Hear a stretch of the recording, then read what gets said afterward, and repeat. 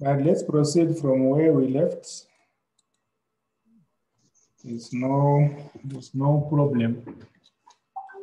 The rest they can still pick us as we move.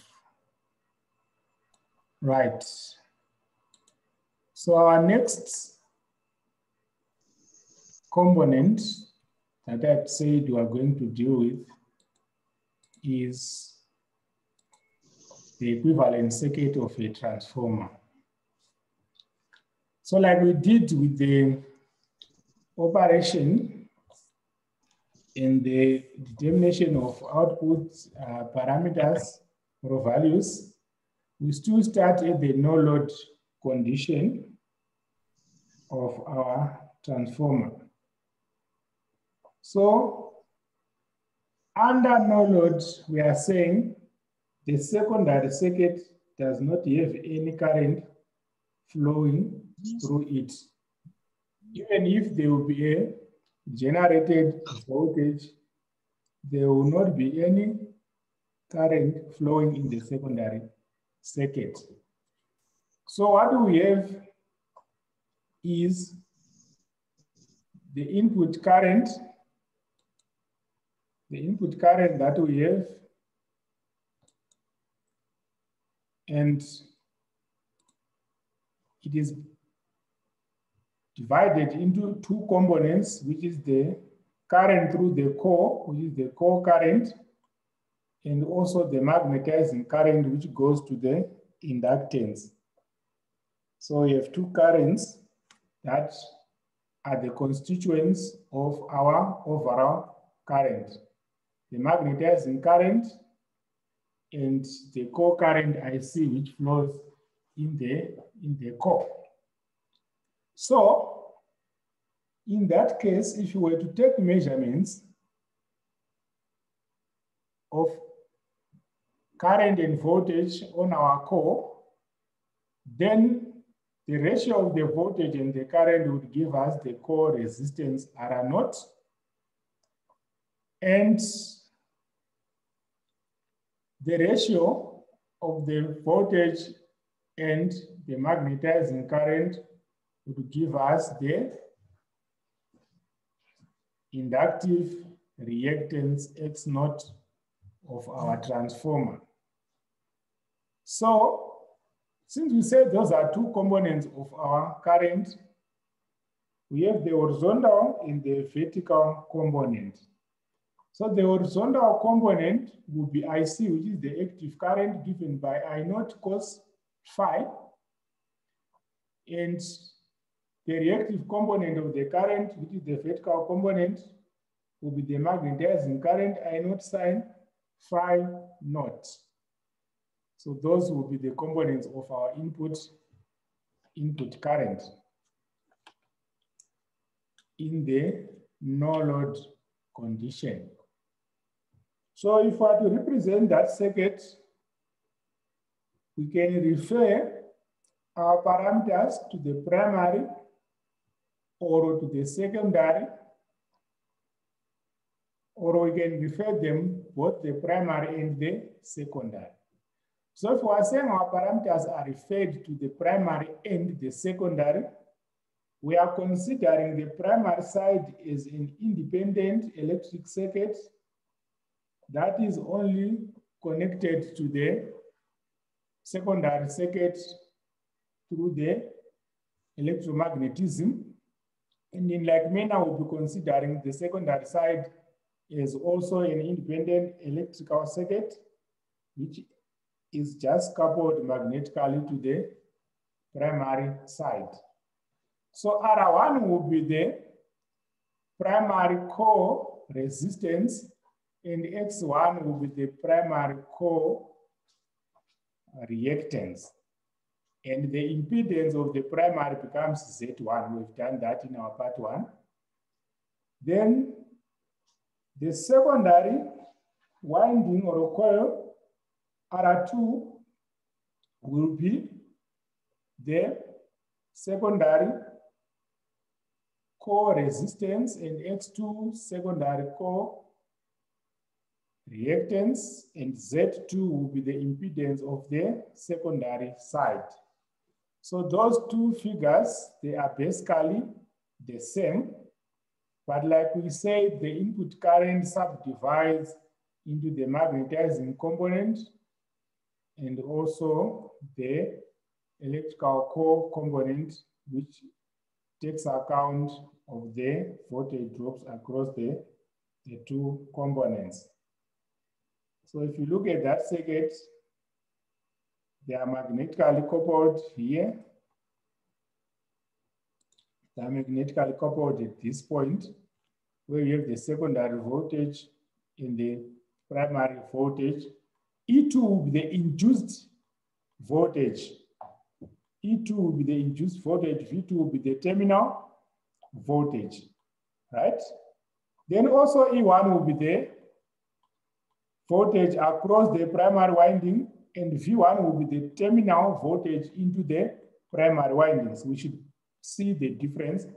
V1 is given by the drop across the core as well as the component which is active in the electromagnetic induction. Same thing on that side of the secondary winding. So when you are now saying we are transferring parameters from one side to another, we are saying you want to take the secondary components of resistance and inductance and connect them to the primary side so that you consider them as if they are a single electrical circuit. You are now referring your parameters to the primary. If you take the primary parameters and connect them as if they are in the electrical circuit together with the secondary parameters, then you are transferring your parameters to the secondary. Okay? So we'll not look at the proof, right? That R2 is equal to R2 over K squared, which is R2 slash and the like. We will not prove that. But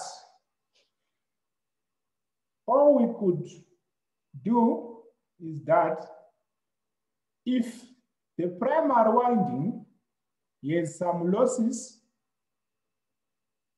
those losses should be the same losses that it has if it is referred to the secondary side.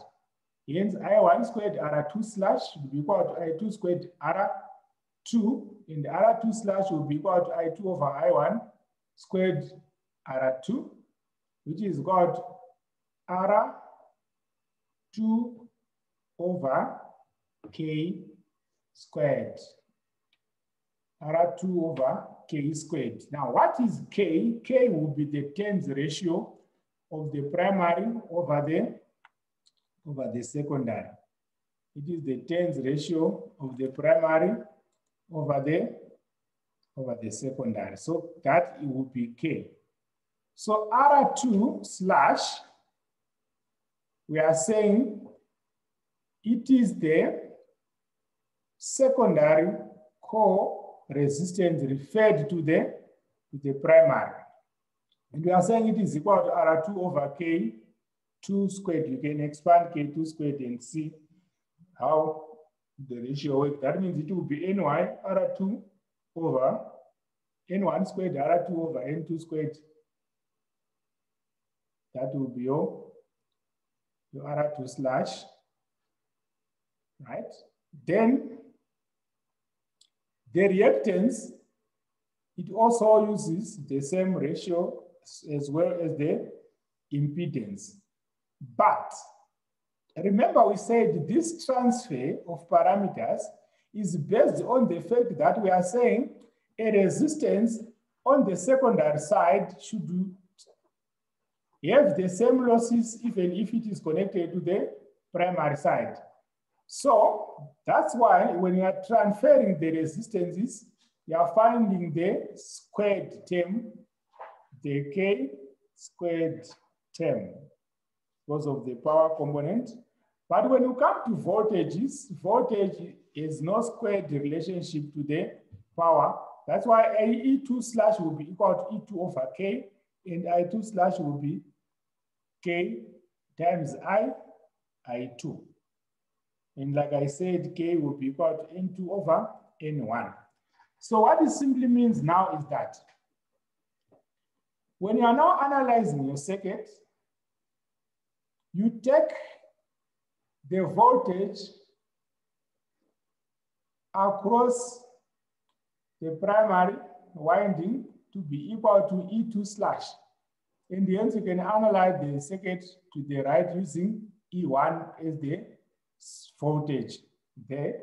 Remember, with this component, we said I0 will be generated by E1, and then it's divided into IC and IM. We talked about that. But the terminal supply voltage now will take care of the voltage drop across the core impedance. In the end, V1 minus the drop across the impedance will be equal to E1. Then E1 minus the drop across the secondary referred impedance becomes equal to the terminal voltage V2 slash. That is what we call referring to the primary, right?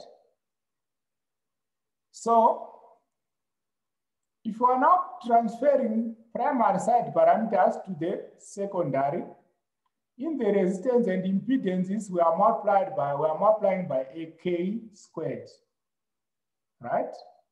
In the voltage, we are multiplying by K. In the current, we are dividing by the K. That is the simplification which I can give you.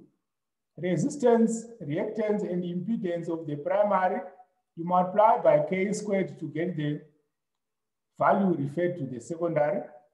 For the voltage, you multiply by K. Remember, K is the turns ratio N2 over N1.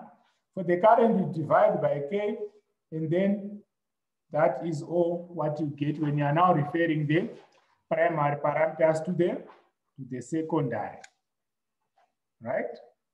So you can do that for all the parameters in that case. Even the excitation parameters for R and X, they are multiplied by K squared. So you should be able to move from refer to the primary and also refer to the secondary, and still analyze the circuit to find any required parameters there, right? So with respect to the primary, this will be the equivalent circuit. So we take the primary as our input side. Remember, we have the magnetizing current in the core loss current, R. Then everything now is on the secondary side. The primary drops in the secondary drops on the same side. And then we have the output voltage V2. Then you can combine the R's in the X's like we did in our circuit analysis to find the overall resistance and the overall reactance, and hence the total impedance of the circuit referred to the secondary, and hence you can calculate the loading parameters using the issue of our phasors, which we did in our circuit analysis, right? Then approximating, since the no-load current is 1% the full load current, the no-load circuit can be neglected. In other words, we are saying we can neglect X naught and R naught because we are saying the current is very, very small. And then from this circuit, if you remove this portion, which is this portion there, you remain with that. So this is an approximate circuit of the transformer with parameters referred to the secondary. That's the approximate circuit of the transformer with parameters referred to the secondary. You could also do that when you refer to the primary, and you can neglect X naught and R naught, hence you are neglecting I naught, and you still get that equivalence circuit. Now, there are important parameters that we have to test on our transformer, and these are normally based on our equivalent circuit. So the first, which you can calculate, is the R01, which is the referred primary and secondary resistance. Then the equivalent leakage reactance refer to the primary or the secondary. So we use 1 for refer to the primary and 2 subscript 2 for the refer to the secondary. So if you see R0 1 is referred to the primary, R0 2 referred to the secondary, X0 1 referred to the primary, X0 2 to the secondary. Then you can also get the magnetizing susceptance, which is 1 over the reactance, or the colors conductances, which is 1 over the resistances, right? This can be done by using the open circuit test, which is the no load test, in the short circuit test, which is the impedance test. Open circuit test, we are saying there is no load on the secondary. Short circuit test, we are saying we've short circuited the secondary windings. And hence, you can get the parameters that you need. And these parameters are normally measured before loading the transformer. These are done to test the transformer. So what happens in the open circuit test? You open the secondary windings and you load rated voltage to the primary. Then you connect a wattmeter on one side, right? So this is normally done on the high voltage side. If you assume this is a step-up transformer, the open circuit test is normally done on the high voltage side, and it is used to find the no-load losses or the core losses, right? Or the no-load current, which is our I0. In other words, we are considering basically the primary circuit. Then you can also measure the output open circuit voltage, right? So the wattmeter will measure the core losses, which you can also calculate using the line voltage and the line current multiplied by the power factor, and you get your core losses, right? Then the short circuit current, you short circuit the secondary voltage. And this is performed on the low voltage side. I'm sure you know why, because we don't want to test a very high current, which may be dangerous. And this helps us to get the full load copper losses. The full load copper losses. Remember, our copper losses are our core losses. And also, it can also help us to determine the impedance, reactance, and the resistance of our circuit referred to the secondary and also referred to the primary, right?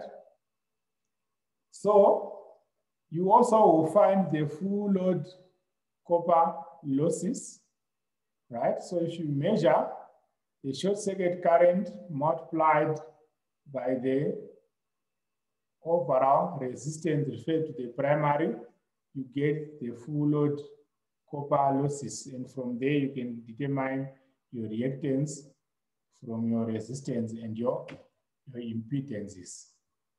Then the next thing that you talk about will be voltage regulation of the transformer. So voltage regulation of a transformer is determined in two ways.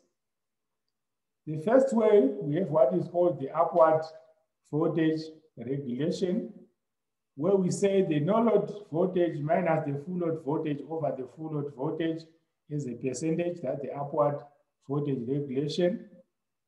Then the downward voltage regulation will be the no-load voltage minus the full load voltage divided by the no-load voltage. So that becomes your voltage regulation, right? no load voltage over full load voltage on the secondary divided by the full load voltage on the secondary. That's upward, and downward is divided by the no load voltage, right? But a dual transformer, the full load voltage is equal to the no load voltage, and the voltage regulation will be equal to 0. So the smaller the voltage regulation, the better, because we are saying the terminal voltage does not change much with the loading condition. So no load minus full load over no load is the normally used value. And you can use also your turns ratio, which is our K, to determine this parameter of our circuit, right? Then now that you have the equivalent circuit of your transformer, you can also now have to draw the phasor diagram. Remember when I gave you the first phasor diagram, you had not seen anything on the circuit. But now with your equivalent circuit, you can now actually determine the currents and the voltages and the impedances, and you can find their values and also the angles that they use. So if you are looking at the phasor diagram, okay, I think let me end here at voltage regulation. Then we'll look at the phasor diagrams in our next lecture, which should come on Thursday. We'll look at the phasor diagrams there because I don't want these things to be too many for you. So let's end at voltage regulation for now. Find any questions about that and try to practice how you make those calculations. Also refer yourself to the notes that I gave you. Okay, so let's end here today.